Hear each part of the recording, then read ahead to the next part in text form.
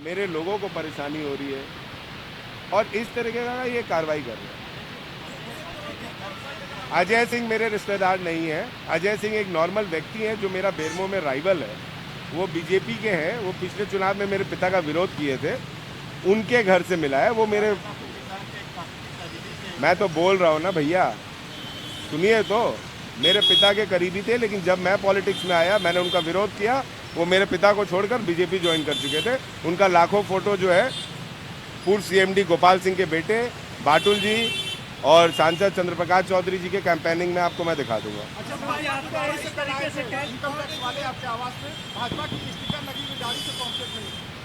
जी निश्चित तौर पर आप लोग सबने देखा है कि जो भाजपा का स्टिकर हटा रहा था उसने भी बीजेपी का झंडा पहना हुआ था गले में। तो और पहले उनके सवाल का जवाब दे दूं। पहले मेंटेन करिए। हाँ, तो वो जो गाड़ी थी वो गाड़ी बीजेपी के स्टिकर लगी हुई आई थी और बीजेपी वालों ने उस गाड़ी को भेजा होगा। और जब हमारे लोगों ने उस पर क्वेश्चन किया तो वो गाड़ी पता नहीं कहाँ चली गई, लेकिन हमारे लोगों ने तब भी खोज लिया। अब आप क्या पूछ रहे थे?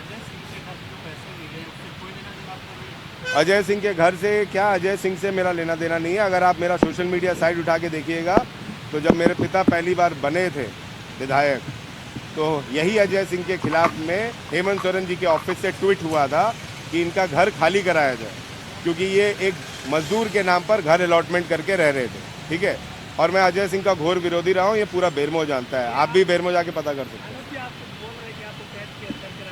जबरदस्ती क्या? देखिए, जब कुछ मिला नहीं इनको, इन्होंने सरकारी संपत्ति का दुरुपयोग किया। इन्होंने इतने पैसे बर्बाद किए रेड मारने में, रेड कंडक्ट करने में, और सिर्फ इसलिए क्योंकि मैं और प्रदीप यादव बहुत मुखर होकर बोलते हैं।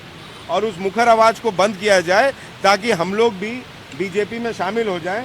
ये साजिश थी इनकी, और जब इनको मिला नहीं तो अब इनकी छीछी लेदर हो रही है, तो जबरदस्ती और कुछ करके ढूंढ रहे हैं। मैं तो बोल रहा हूँ कि अगर मैं गलत होऊंगा देगा। आपको जो रेड कंडक्ट करना था आपने रेड कंडक्ट किया।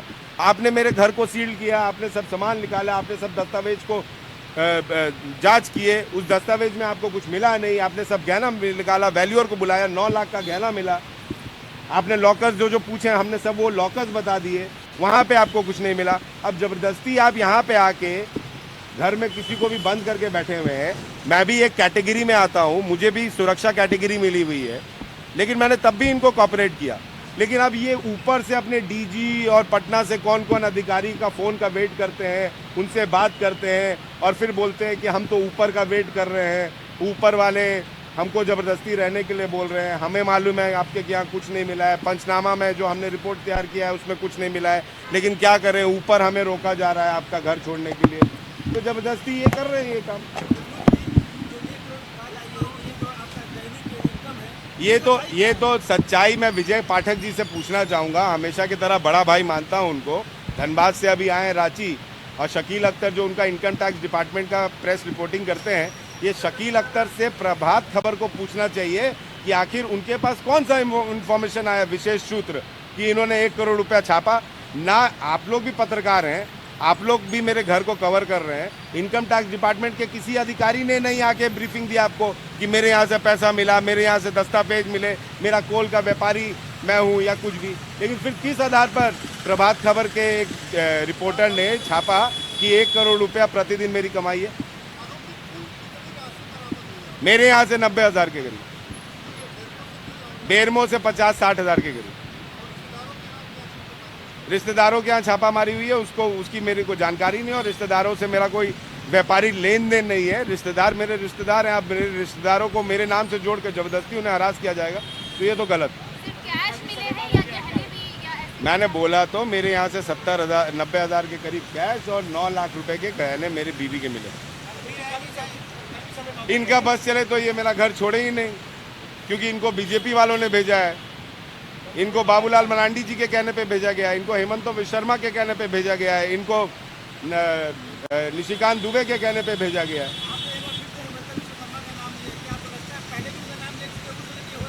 अरे भैया, मैं तो बोल रहा हूँ बीजेपी वाले सब हैं, सब इन्वॉल्व हैं, इनको इसीलिए भेजा गया है। लेकिन जब 35 साल मेरे पिता विधायक रहे, मंत्री रहे, उनके ऊपर आज तक आयकर विभाग का छापा नहीं पड़ा। और उनके मौत के होने के 1.5 साल के बाद उनका बेटा जब विधायक बनता है तो उसे तोड़ने के लिए आप उनके द्वारा अर्जित संपत्ति को आप आज मेरे सामने लाके प्रस्तुत करते हैं और मुझे बदनाम करने का साजिश रचते हैं। वो भी वो संपत्ति जो मेरे पिता ने नॉमिनेशन में, अपने लास्ट नॉमिनेशन में दाखिल करके गए। थैंक यू भैया। तीर्थनाथ है, देखिए ला मैं पकड़ देंगे भाई। भैया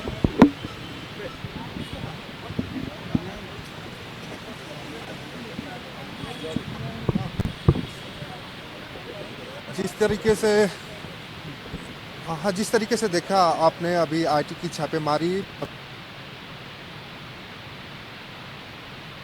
अधिकारी हैं अभी भी उनके घर के अंदर मौजूद हैं और इस दौरान विधायक अनूप सिंह मीडिया से मुखातिब हुए हैं। मीडिया से उन्होंने बात करते हुए कई गंभीर आरोप आईटी के अधिकारियों पे और बीजेपी पे लगाए हैं। उसके साथ ही जो नेता हैं बीजेपी के उन पे लगाए हैं। तो एक तरह से हम कह सकते हैं कि अनूप सिंह जो उनका धैर्य था अब टूटता हुआ दिखाई दे रहा है, क्योंकि 2 दिनों से वो घर के अंदर कैद है। और जिस तरीके से उन्होंने कहा कि हमको 2 दिनों से घर के अंदर नज़रबंद करके रखा गया है, उसके तो पढ़ाई स्कूल जाने में दिक्कत हो रही है और कई अन्य परेशानियां हो रही हैं। मुझे भी सुरक्षा कैटेगरी मिली है, मैं भी कुछ हूं। उनका साफ करना था कि मैं एक विधायक हूं। बड़ा वादा, उनके पिता का एक बड़ा वादा रहा है।